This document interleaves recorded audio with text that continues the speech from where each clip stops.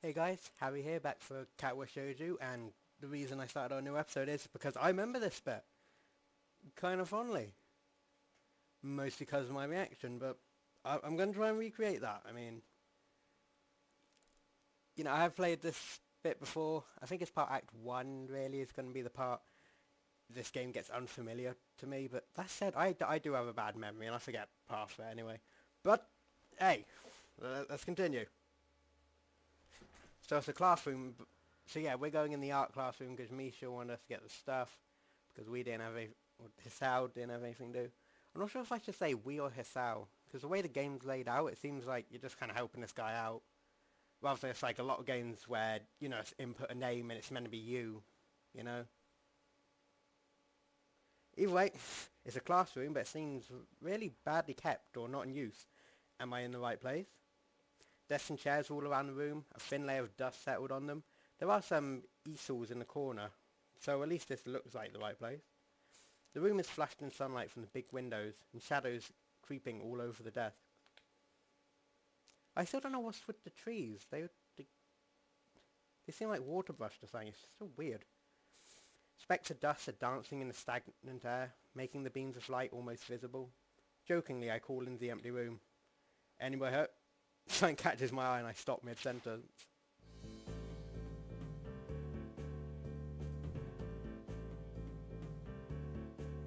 It's what I thought the first time. I'm saying it again. That is awesome. Like that is awesome. I have not tried it with my feet. So that's awesome.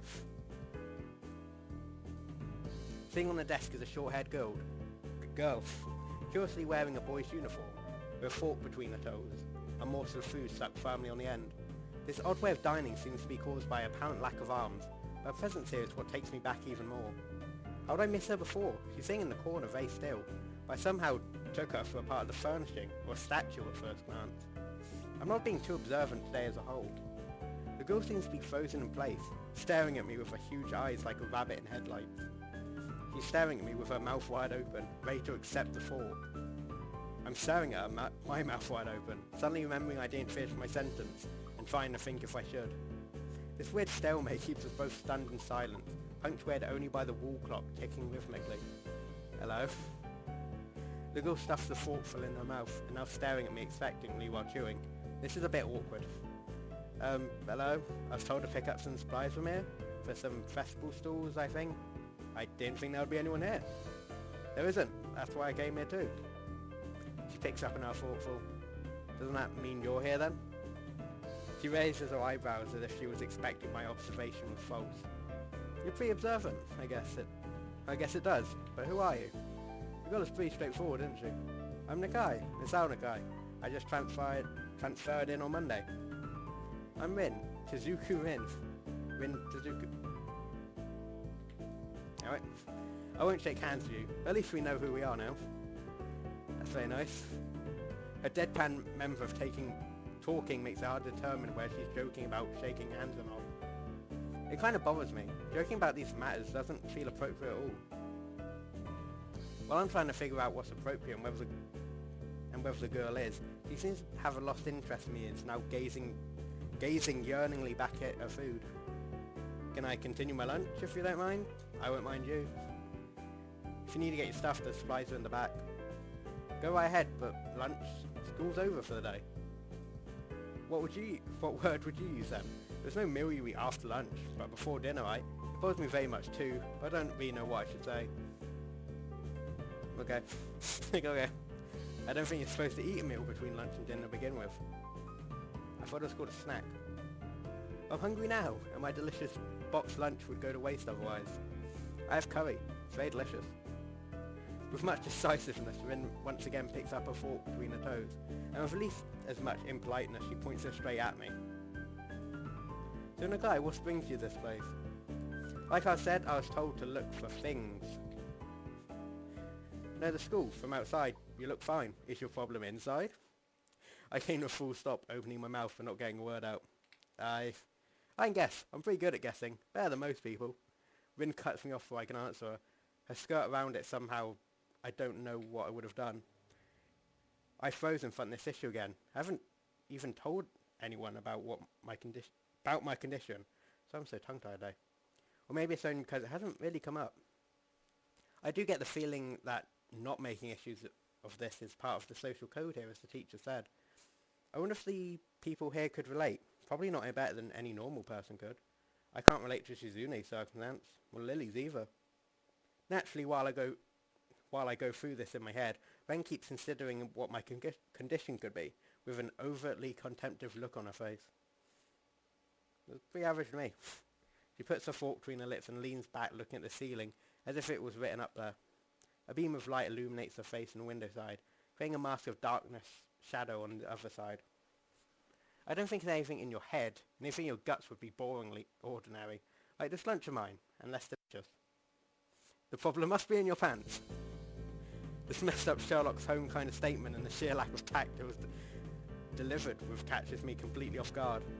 I think I might have reeled back even physically as Rin's eyes widened in revelation and astonishment. So I was right, there is something wrong with your tackle, isn't there? Still particularly shocked, but recognising the need to reply to something, I start the first thing I can think of. No, nothing like that. I have a heart problem, arrhythmia. I said it, more like blurted out than said it. The girl in front of me purses her lips together and glowers at me, looking very disappointed. How boring. Trouble in the pants would have been much more scandalous. What's wrong with this reaction? I'm sorry to let you down. Yeah, tell you the truth, I went for the Emmy ending before, and it was Emmy and Rin. It was awesome. You know. Like, it was great. I give you just, I collect people, and a person with, you know, that kind of problem would have been really great. Collect people? People with different problems. Yeah, so you just, like, go around asking people what's wrong with them? Pretty much. I see. With little left to say, Rin assumes her lunch and the conversation dies away. But I keep thinking about what she said. It's the first time I told anyone about my condition. All the other people have either known about it already or heard about it from someone else. Or didn't need to know about it, like every other student here so far. Should I have told it as a natural part of introductions? Is it expected of me? I am a Sal. I have a very serious heart condition. Is that how I'm supposed to go around introducing myself from now on? As if our disabilities would define us? What a disgusting thought. Or maybe this Tezuka girl has an unnatural interest in such things. As I walked to the back of the room to pick up items on Misha's list, a chance to open to study Rin from the corner of my eye. Her hair is a burnt auburn, almost orange, and cropped short. Long hair would be impossible with no arms. Would probably be impossible with no arms. The boy's uniform and lack of arms make her look very thin, almost scrawny. One question, if she has no arms, why has she got a tie? I mean, yeah, I know someone else could do the tie for you, but I doubt the teacher's going to complain to you don't have a tie. I'm just saying. Just saying. I think it's a boy uniform because it has sleeves. I think. To tell you the truth, I never really decided that, but anyway. She's not particularly pretty except for her murky green eyes, which flicker relentlessly from below her short bangs, even when she eats. The disturbance and the shadows make it seem like they don't reflect sunlight at all, instead absorb all of it within them like deep wells. She moves her feet almost as deftly as a normal person would use their arms. Whereas I can see how this slight sight could discomfort people, especially while eating. It makes me feel a bit uncomfortable at least. I think it's awesome. Then again, that's just me. I'm not the most polite person. I hesitate to think about the word unnatural, but it's too late now, isn't it? I keep searching the cabins and shelves for Misha's things, but after enough time passes, the silence grows too uncomfortable. So I try to force some conversation out of this strange girl. So do you always eat alone, and this late, or do you get the occasional visitor?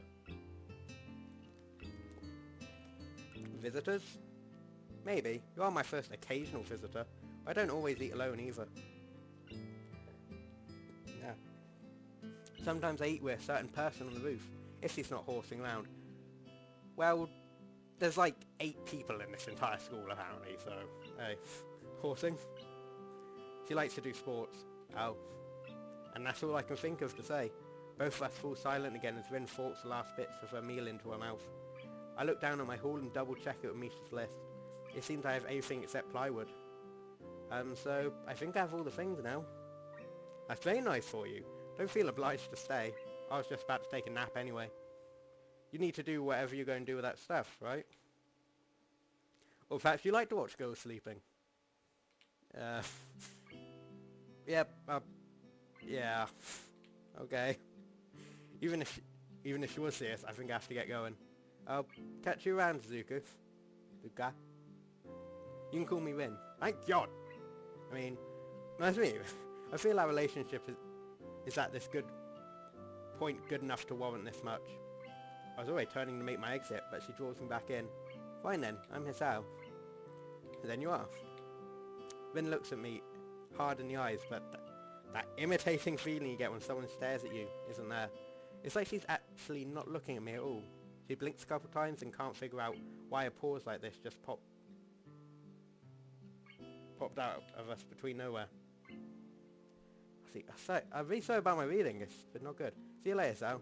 There's something like a tiny smile in her face, maybe. Yeah, a little bit. You might do that. I quietly back out the room as I shut the door in front of my face. I whisper myself, what an intriguing person. From inside I hear a muffled sing-song voice. I heard that! What's she here? I jump at the sudden appearance of Misha, who had not heard approaching despite the completely empty hallway. Oh, you mean the one who's been described as the elegance of a rhino? Anyway, somehow she'd gotten a jumping distance of me without making a sound. Creepy. It briefly reminds me of Kenji's nutty theory about global feminist conspiracy. I push that thought aside. Suzune, standing slightly behind Misha, looks aloof, as she couldn't have heard the remark that drew Misha's attention, but Misha is visibly excited. No wait, more importantly, who's in there? There's no club meetings today. She tries to curiously peek past me, even though the door prevents her from seeing anyway. What are you doing here? You took so long we had to come check what's wrong. That's no good, Ashan. Thanks for the time wasn't, like, it wasn't a long walk. And I've been like 5 minutes. Alright. She wags the finger at me scoldingly. I found plywood, but everything else is still missing. Because you are tarded. Tardy. Oh, I'm really sorry about my reading. Sorry. Oh, sorry. I got the things here. I was just going to bring them. I bring you up to Misty, Fashan. Who was in there with you? I wonder. Misha signs something quickly to Suzune, pointing at her own ear a couple of times. Suzune immediately pushes her way past me and opens the door in the classroom. I just left. I can only imagine the shock she is experiencing. With Suzune's diligence and attitude, the insolence of daring to deface school property by sleeping on top of it must be too much to bear. Indeed, she stares at Rin, frozen in place apart from the slight but noticeable trembling of her shoulders from suppressed rage, I'm sure. Instead of blowing up, Suzune takes a few deep breaths, adjusts her glasses, and slams the door shut, turning to sign furiously at Misha. Maybe she did just blow up. I can't understand it. She shoots a loaded stare at me too, as if it was somehow my fault that Rin was sleeping on one of the tables. I hope she's not getting any funny ideas about the reason of my tardiness. Well, there is a girl sleeping in the classroom I just left.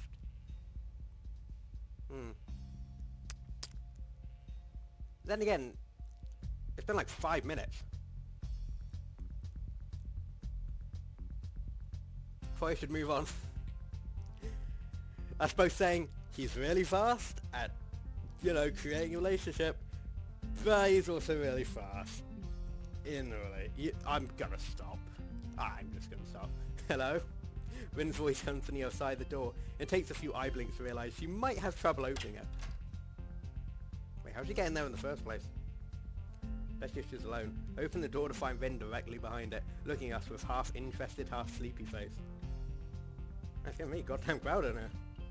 Hello? Mr. Zuka, what do you think you're doing? You absolutely are not permitted to use school property for such a disgraceful activity.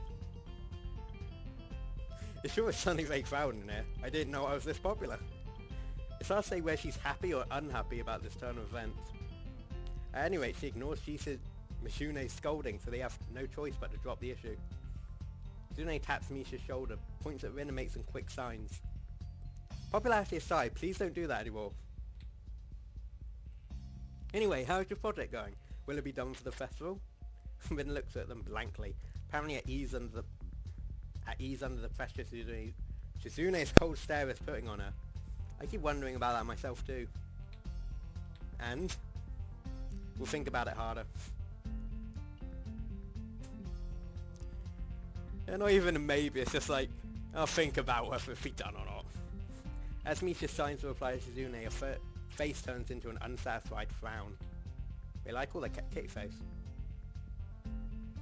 Miss Suzuka, please try to take this seriously. It would be a disaster if the wall looks like someone threw up their lunch onto it. Rin nods assertively. We'll think more seriously. Misha actually giggles at that, but Shizune doesn't, not even after translation. Just shakes her head, takes the materials from me, and takes off with Misha in tow. Rin frowns thoughtfully as she looks after retreating student council duo. How rude. It's true though, I must finish my project for the weekend. There'll be dire consequences if I don't. The end of the world as we know it. Like weekends usually are, but more dire. Much more dire. Maybe I'll postpone my nap for unforeseen future. I should introduce her to Kenji. I'm about to ask what project she has and what are these apocalyptic consequences. But she walks back in the art classroom. Since you have nothing to do, would you give me a hand? This paint doesn't fit in my bag, but I need it. She kicks lightly a huge can of paint that's lying on the floor next to the table she was sitting on, and sleeping on. It lets out a dull clank. Being the gentleman I am, I naturally pick it up. Heavy. Yeah, sure, where do you need to take it? Away. And with that, I should have been a little bit more dramatic. Oh, give me a second chance. Away! Twice I went on the first one. And with that, she takes off in the hallway. Me and the paint can following, since there's little choice for either of us. The hallway is quiet and empty now with Shizune and Misha gone. So we take leave towards the stair at the other end. Every 10 or 15... Hey, woo. Good dog. Every 10 or 15 20 steps I have to change the can from one hand to another, because the thin handle cuts in my palm. At least keeps my arms from tying too fast. Finn strolls on beside me at an uneven pace. I have trouble matching. Maybe I'm walking weird because of the extra weight. Seems one of us is constantly either walking too slow or too fast, and I can't figure out which. 2 flights of stairs below. Trouble appears in the form of the head nurse and his fox-like grin. Mr. Nakai, what a happy coincidence. Suzuka too, of course. He nods courteously to Rin, does not acknowledge him back, then turns to me because obviously it's me who has some business with. There was something I forgot to mention on Monday. I nod and wait passively, because I can't even wait to guess what he forgot. The feeling of the handle delving deeper in my skin doesn't make me feel more enthusiastic about this interruption either. About your medications, since you haven't been on them that long, since you haven't been that long on your current medications, there might be some unexpected side effects, which might require adjusting dosages or even changing to another kind of medication. So we'll have to do a few tests regularly, but what I'd want is for you to keep an eye on everything in your condition that feels off, if you get what I mean.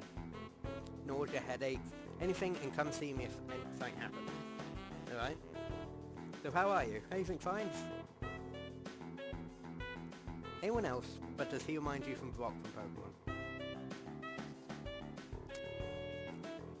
Not the nurse bit, but mostly the fact, you know, he walks around with his eyes closed. Weird.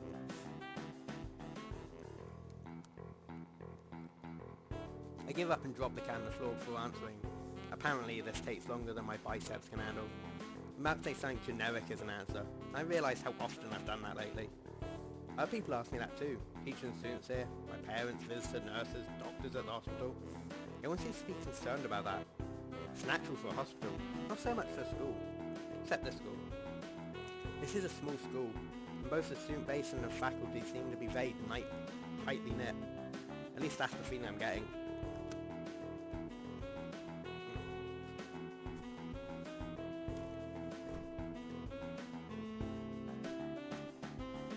Sorry about that. And this is not the kind of school that gets transfer students too often. The thought sends shivers up my spine, but I give a generic answer anyway. No. What? Okay. That's great! Also, one other thing. My sources tell me that you've been at neither the school track nor even the pool, so I'd like to know if you've taken up exercising as I asked. Of course I haven't, but his way of inquiring gives me the feeling I should have been running my ass off on the track since the very first day. You have people spying on me? Not so much. I just happen to know a few people. But that's not the issue here, so don't try and slip out of it. Well, I was actually doing some improvised weightlifting as an exercise. I pick up and lift the can up and down a few times like some sad imitation of a bodybuilder, even though it's weighing down on my arms painfully. The stupid grin disappears from his face for a second, then comes back like it was never gone. Suka, would you give us a second? Nurse grabs me by the shoulder without waiting for Rin's permission, which he didn't need in the first place, and drags me aside. I told you exercise. I wasn't joking. I understand that you're still on your first week and all, but please don't ignore the importance of this. The reason I'm coming down this hard on you is that habits are not easy to form. The more you slip and postpone, the harder it will be. Same with anything, like dieting. Can you promise to be more serious about this from now on? I still want to go with yes. Yeah, I'm still going to go yes. Yeah, I promise, definitely. He studies me for a second, then shrugs, smiling again. Okay, that's more like it. If you go to the school track tomorrow morning, you'll meet my spy, who probably has no qualms offering consultation to you if you want to jog a bit. Consultation? See you around. That wasn't weird. He leaves with a wave of his hand and no answer, and I walk to Win, who has been waiting idly, leaning against the hallway wall, and staring at the pale lighting fixtures in the ceiling. Even when I approach, she doesn't move her eyes off them. Are you getting medications for your heart thingy? Were you listening? Comes out more accusationary than I intended, accidentally lashing out on her. But even so, I don't really want to start talking about it. I just met her. I don't know her. It's not her business. It seems to be happily ignorant about that word, too, talking about that kind of thing in public. But it's not Rin's fault, is it? I look up at her, suddenly feeling a bit guilty, but Rin is just staring past my shoulder quizzically, her head tilted like a bird's. I don't know why it's so hard for me. Feels like there's some inexplicable lock that prevents me from being more upfront about this. Yeah, they're for my heart. Will they make you better? No, not really. They just make me a little less worse. Yeah, stop me from dying. Rin keeps looking at me for a while longer. She neither says anything further, nor displays any kind of emotion I can discern. I'm thankful that she doesn't. I think I'm still not quite used to all this. At hospital it was easy, but I still hadn't sorted my feelings out about having to live a normal life with this disability. We leave the main building, and Rin leads us on towards the dorm. Oh yeah, the nose guy. The big nose. We stop at the small patch of green in front of the dorm building. The dorm is built on slightly elevated ground, with a wall and a few trees that everyone has to circle around every time they come or go. It's probably the only inconvenient design in the school. The entire wall made of the same kind of bricks as the building itself. It's been covered with some sort of paint. Most of it's still mere sketches, quick lines drawn with black and white against the grey plastering. That covers almost the entire length of the wall, but some places look a bit more finished. There are human faces, legs, hands, noses. I can't quite say what the painting as a whole might portray. Stacks of what seem to be paint cans arranged in piles on the ground, beside the wall. See, the left side is hardly off the ground yet. It's because I couldn't get in the mood yesterday, so I gave up and went to meditate instead. Then it was suddenly morning. I have to work on it. The guys from art class help me with the negative spaces and base surfaces whenever, which is a problem.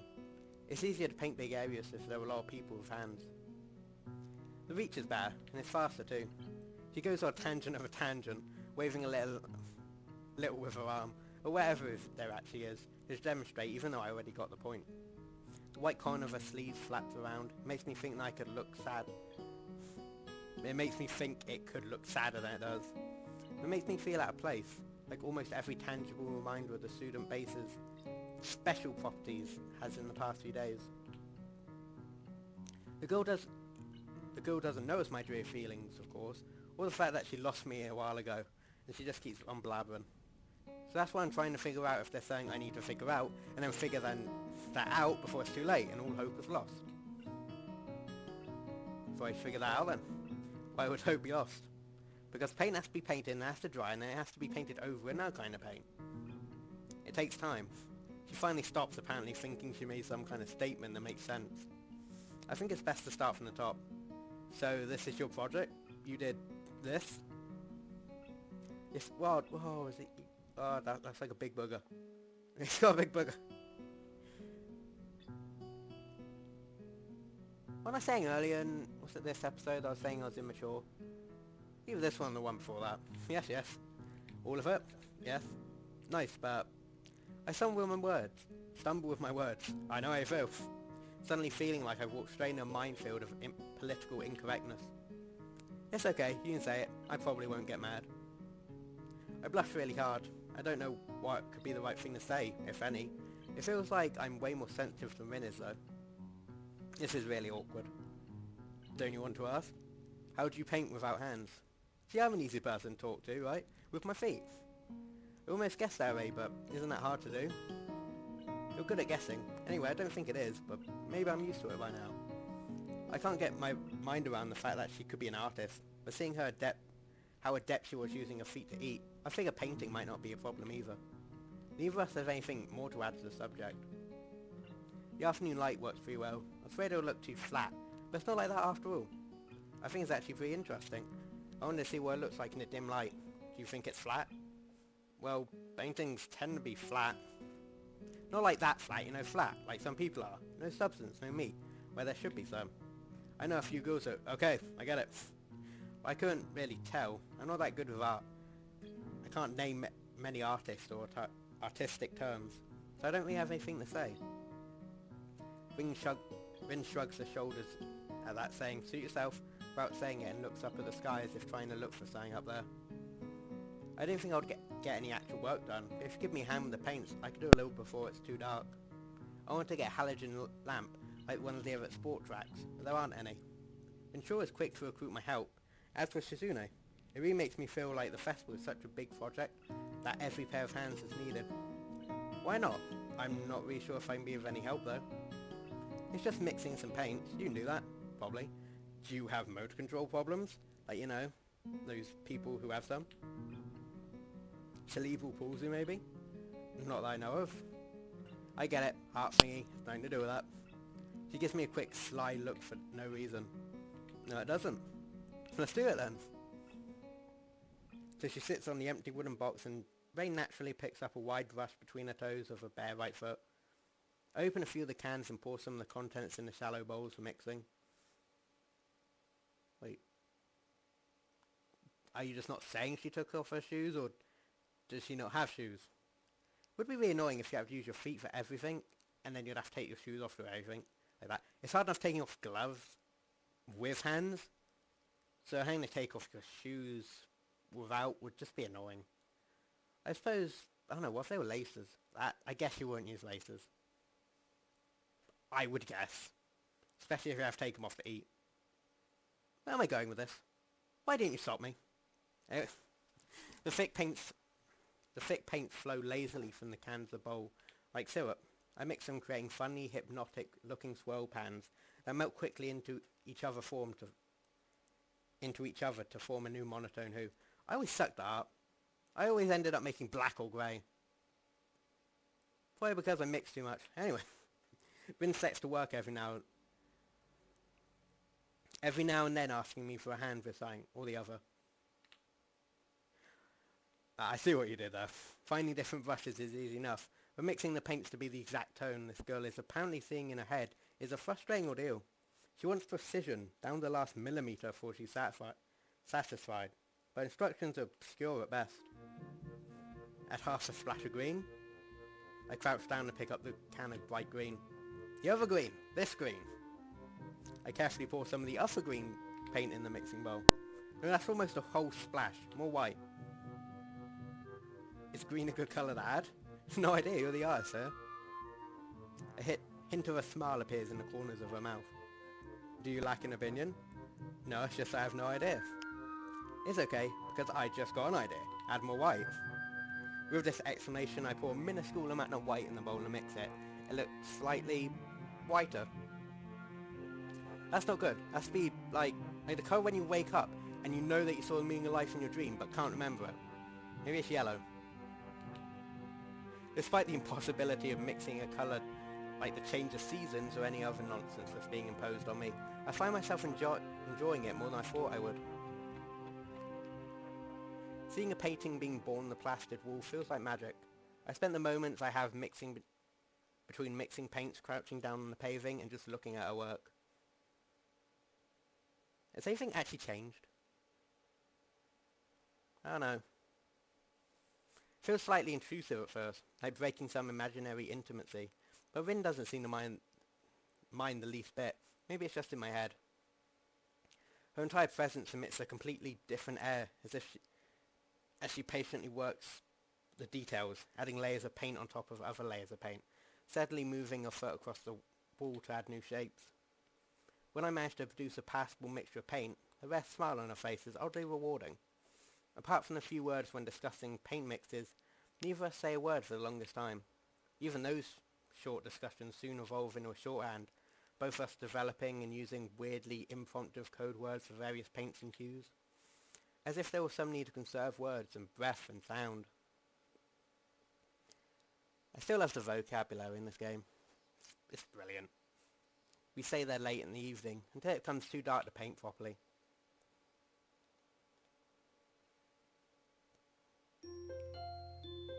Be a good time to stop.